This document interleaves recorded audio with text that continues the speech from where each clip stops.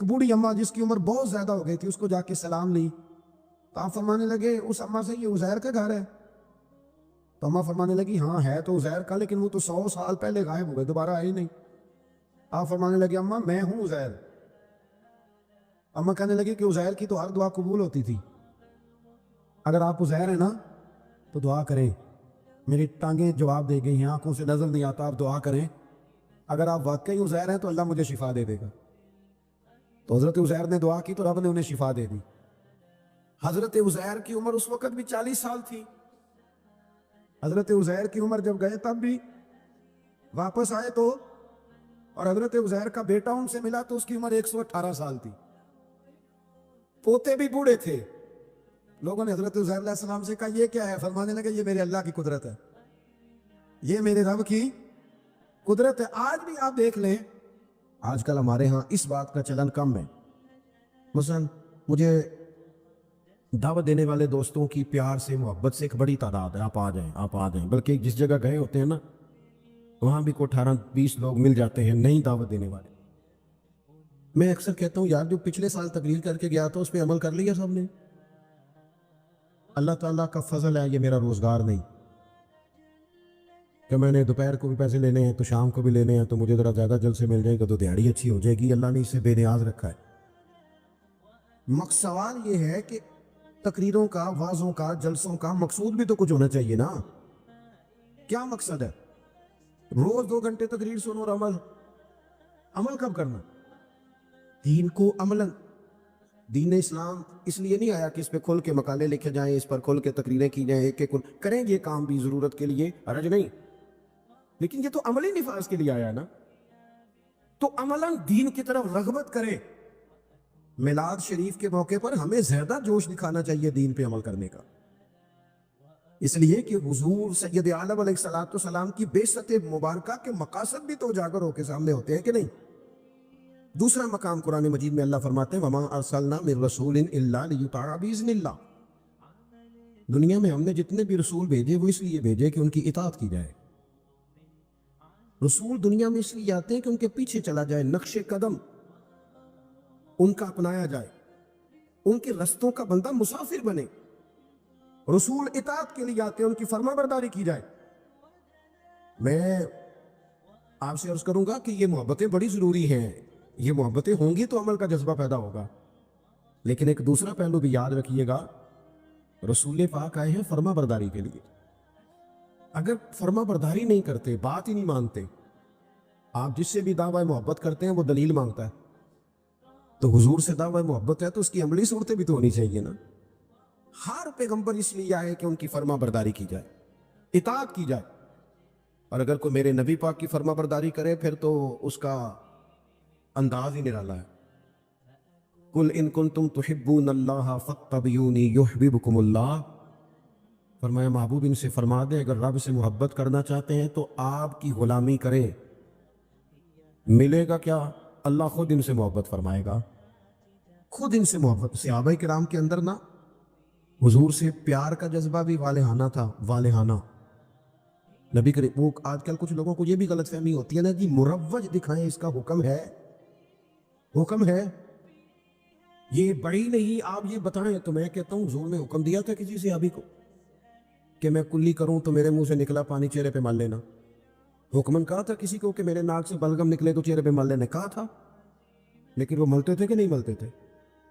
والہانہ پن تھا، حضور کے ساتھ پیار تھا، والہانہ شوق تھا، لیکن جس طرح پیار والہانہ کرتے تھے نا، والہانہ، اس طرح بات بھی والہانہ ہی مانتے تھے، بات بھی، پیار ہم بھی والہانہ کرتے۔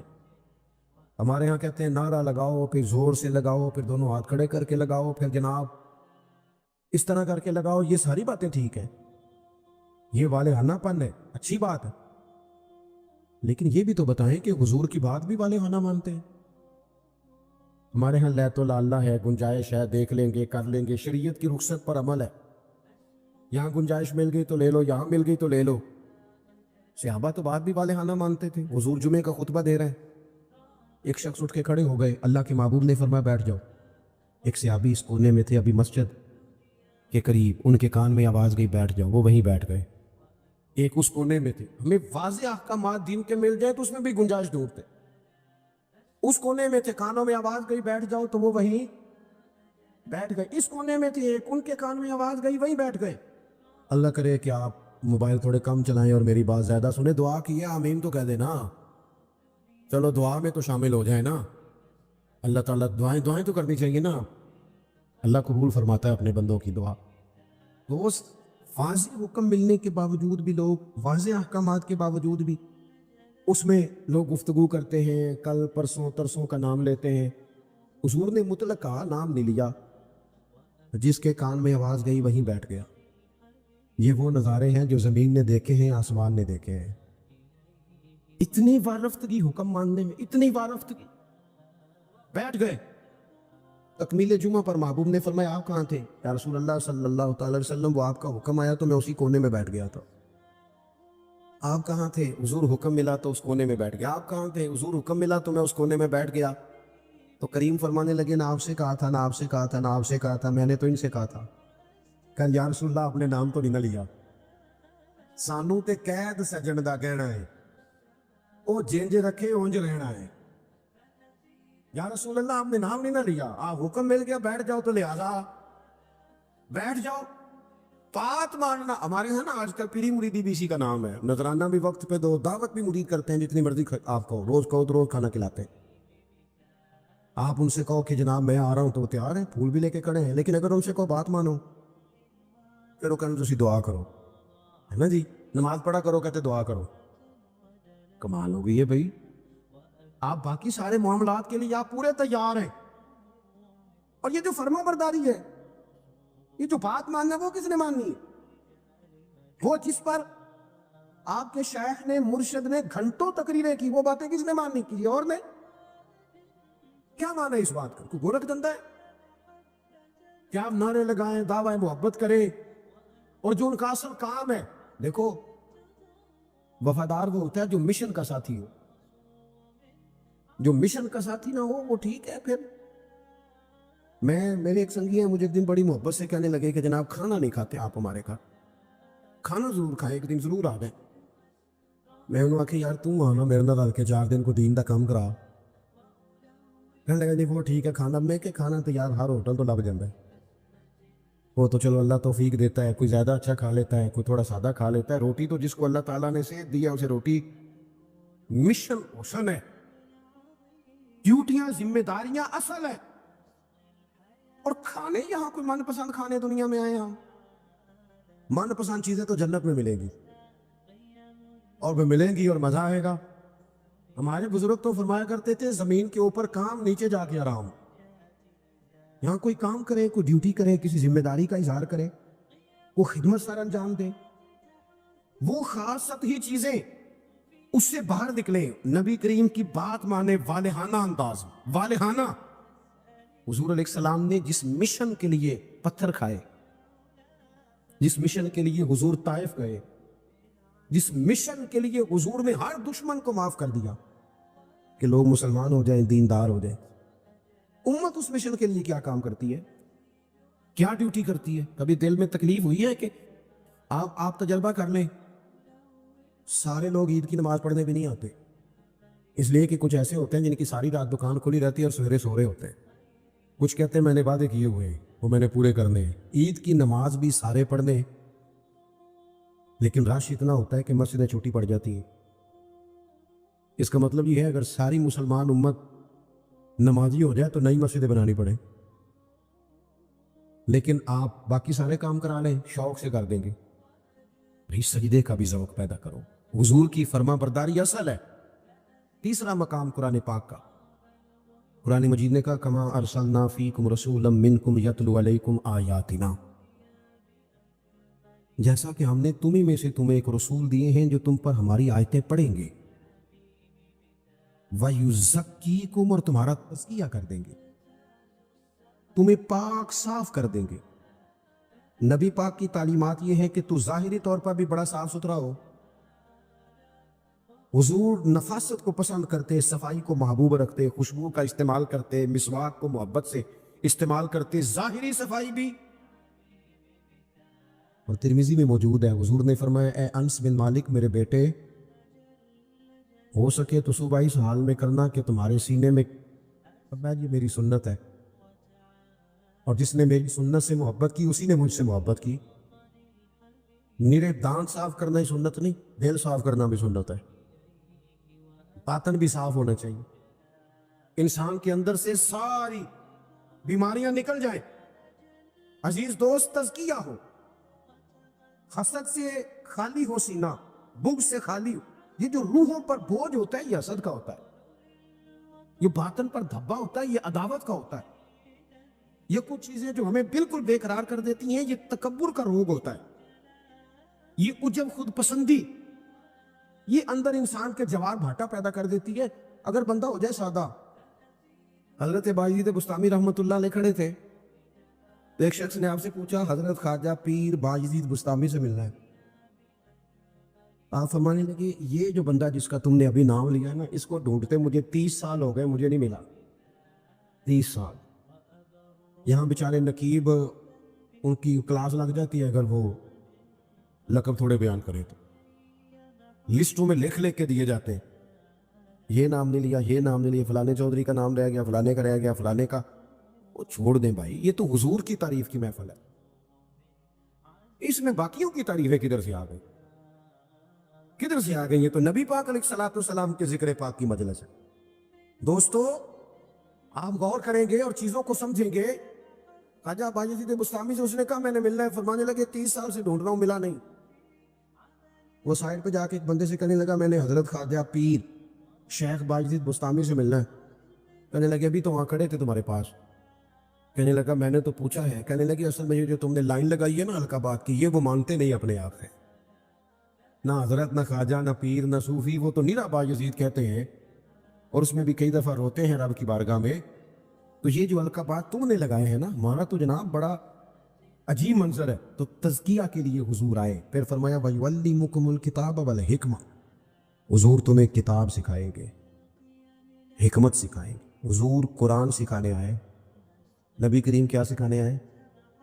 آپ بنے انجینئر شوق سے، آپ لیکچرار بنے شوق سے بنے، لیکن ساتھ قرآن پاک کے قاری بھی تو بنے نا، قرآن پاک کو سمجھنے والے بھی تو بنے نا۔ اس بندے کو اتنی کہانیاں آتی ہیں، جسے اپنے شجرے آتے ہیں، جسے اپنی برادری کی شان آتی ہے، اسے قرآن کی آیتیں کیوں نہیں آتی؟ جسے ساری پنچایت میں ساری بات سنانی آتی ہے، اسے قرآن مجید بھی آ سکتا ہے۔ شرط یہ ہے کہ وہ آگے بڑھے، قرآن پاک کو سیکھے۔ ہم نہ کچھ کام ہم نے بچوں کے ذمہ، میرے پاس ایک صاحب بچہ لے کے آگے کہنے لگے دعا کریں یہ پڑھ جائے، تو میں نے کہا آپ بھی کچھ 100 سال کے نہیں ہو گئے، میں دعا کرتا ہوں آپ دونوں ہی پڑھ جائیں، آپ بھی تو پڑھ ہی سکتے ہیں نا، آپ بھی تو توجہ کریں نا۔ ہم نا جناب وہ بعض لوگوں کا عجیب زاویہ نگاہ بن جاتا ہے، او بھائی آپ بھی پڑھ سکتے ہیں، آپ کیوں نہیں پڑھ رہے؟ او جی میری اب زبان موٹی ہو گئی ہے، تو میں نے کہا یہ کل آیا ہے، واٹس ایپ سب نے سیکھ لیا ہے، یہ کل ہے، ای میل کرنا بھی آ گیا لوگوں کو، اور کمنٹس دیکھنا بھی آ گیا، اور بڑے بڑے لوگ جن کو نہیں بھی توجہ جن کی ہونی چاہیے تھی ان کی بھی توجہ، یعنی میں تھوڑا مصروف زیادہ رہتا ہوں، اور اب تو کچھ طبیعت بھی ٹھیک نہیں رہتی، دعا فرمائے اللہ تعالیٰ کچھ کام لے لے۔ وہ کوئی دوست پوچھتا ہے کہ آج کل کیا کر رہے ہیں، تو میں کہنا کچھ بھی نہیں، بس ہڈیاں آڑیاں جانیاں دیکھو، ادھر آ رہے ہیں اور ادھر جا رہے ہیں، میں یہی کام کر رہے ہیں، اس کے باوجود لوگ ناراض ہیں۔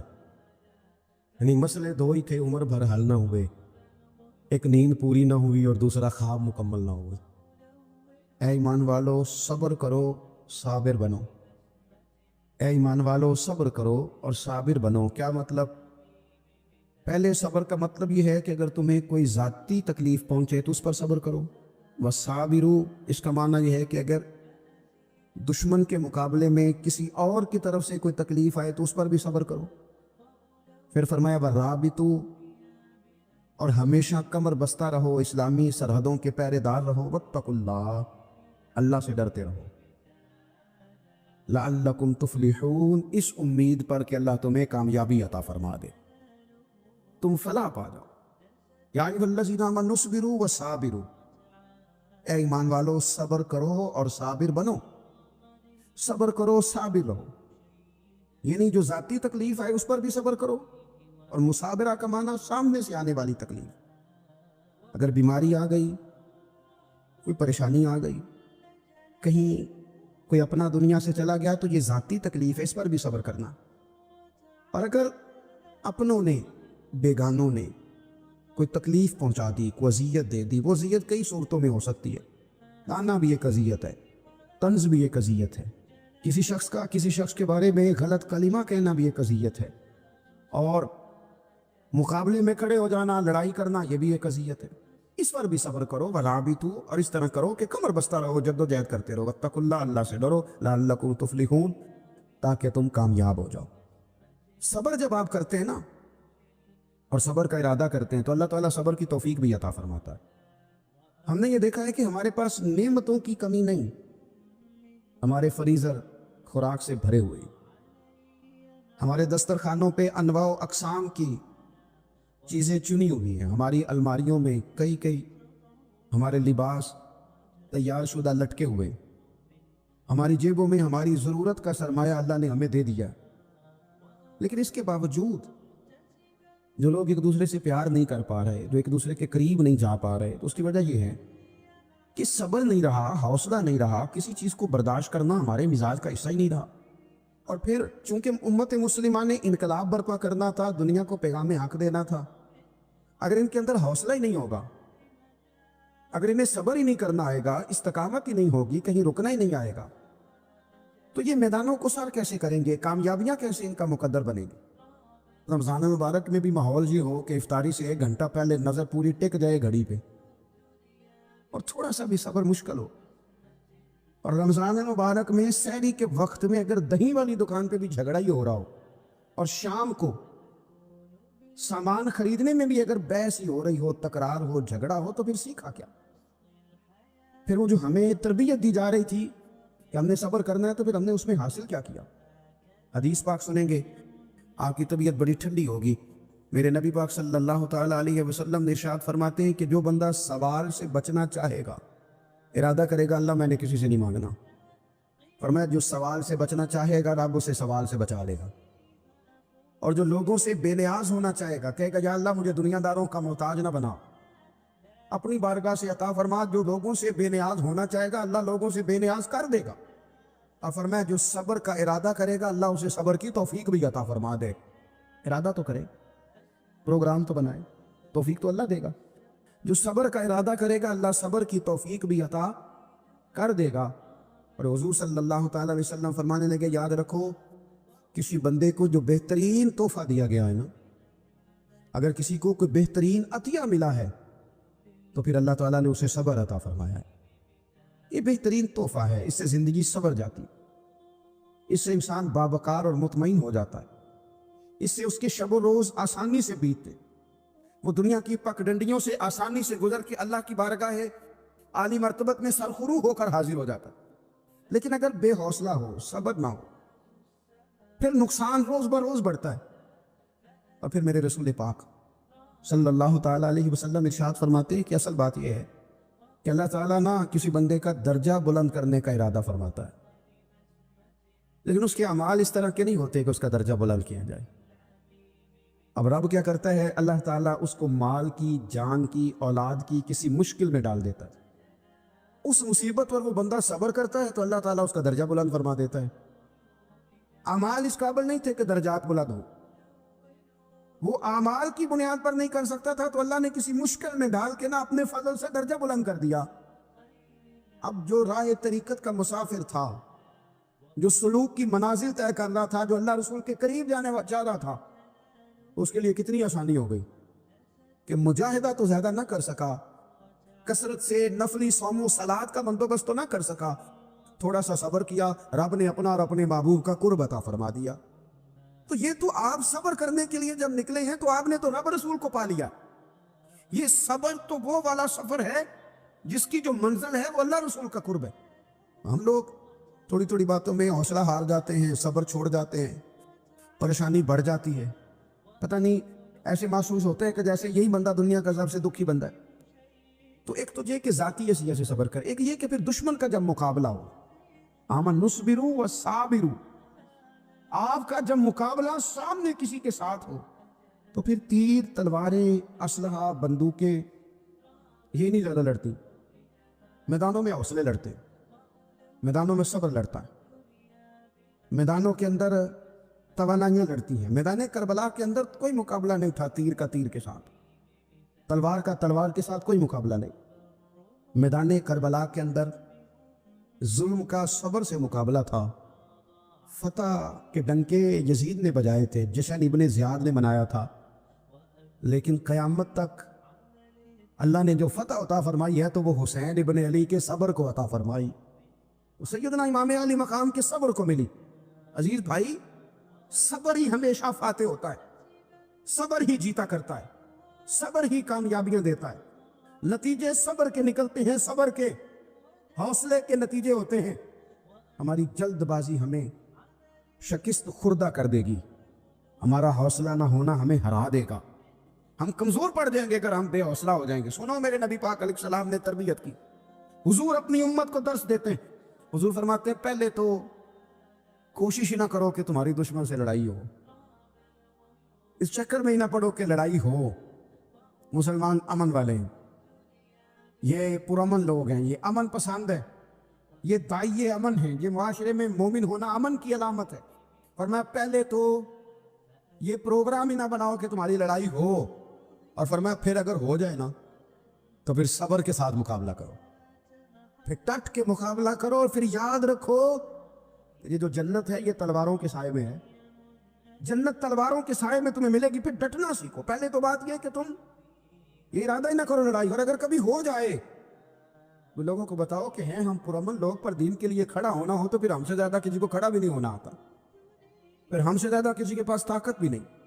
हजरत मौला अली शेर खुदा रज़ी अल्लाह ताला अन्हु के ज़माने में कुफर के साथ एक जंग हो रही थी, तो काफिरों ने ना जासूस भेजे कि यार पता तो करो मुसलमानों की तैयारी किस तरह की है। तो जासूस वापस जाके कहने लगा, समझ कोई नहीं आई उनकी, वो तो राहब किस्म के लोग हैं, सूफी किस्म के लोग हैं, वो तो कटे हुए दुनिया से, मुसल्लों में बैठ जाते हैं, रात को तो लगता है दुनिया से ताल्लुक ही कोई नहीं, लेकिन सवेरे उठ के मैदान में तलवार लेके निकलते हैं तो लगता है इनसे बड़ा मुजाहिद ही कोई नहीं।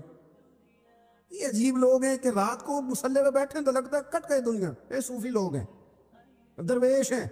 यही मुसलमान की शान है। हो हल्का यारां तो बरे शम की तरह नर्म, रिज़ में हक को बातिल हो तो फौलाद है मोमिन, इधर आ सितमगर हुनर आजमाए तू तीर आजमा, हम जिगर आजमाए। हम तुझे अपना हौसला बताते हैं कितना, देख हमारे हौसले से टकरा के देख ये कितना ताकतवर और मजबूत है। तो अजीज भाई, अगर जिंदगी में आपको सब्र करना आ गया, मैं बड़े दिनों से ये उन्वानात बयान कर रहा हूँ, और आज तो खुसूसी तौर पर रमज़ान शरीफ के इस जुमे में मैं अपील करना चाहता हूँ आपसे कि कमज़ोर बातें करनी छोड़ दें, मायूसी के जुमले अपनी ज़िंदगी से निकाल दें। हम मुसलमान हैं, आप बीमार हो गए हैं तो ये भी खुदा का फजल है, गुनाह माफ़ होंगे। अगर अल्लाह ताला ने फ़कीर बना दिया, गरीबी आ गई है, तो ये भी फजल है, अमीरों से पहले जन्नत में जाएंगे। अगर अल्लाह तबारक व तआला ने किसी जगह आपको मकान नहीं दिया और दूसरे को दे दिया है, तो आप वो लोग हैं जो अजीम सुन्नत अदा कर रहे हैं सैयदना बिलाल हबशी की। अगर किसी जगह कोई कमजोरी आ गई है, कोई पीछे रह गए हैं, तो ये खुदा का फजल है। अल्लाह ताला ने चाहा हमारे लिए जो फैसला, तो हम उस पर राजी हैं। लेकिन अपनी जिंदगी और शिकवे इतने बढ़ा लिए हमने, इतने बढ़ा लिए कि लोगों से शिकवे करते करते रब रसूल से भी शुरू कर दिए। गुलाम भी कभी शिकवा करता है, आका का भी शिकवा होता है, बंदा भी कभी शिकवा करता है, रब का भी शिकवा होता है, ये भी कभी होता है। आप न माने पर यह शिकवा है कि मैं बड़े डॉक्टरों के पास गया हूं, आराम नहीं आया। न माने पर यह शिकवा है मैंने कभी किसी को सताया तो नहीं, पर मेरे हालात नहीं ठीक होते। आप न माने पर यह शिकवा है कि फलाने के पास दौलत ज्यादा है, उसने पता नहीं वो आगे निकल गया और मैं पीछे रह गया। न माने पर यह शिकवा है। किससे कर रहे हो? रब रसूल से। ओ हस बोले ते ओदी मेहरबानी, असां ते लाड ही लड़ावने ने। किससे शिकवा कर रहे हो? खुदा के बंदो, गुलाम गुलामी करते हैं तो शिकवे करते हैं कोई।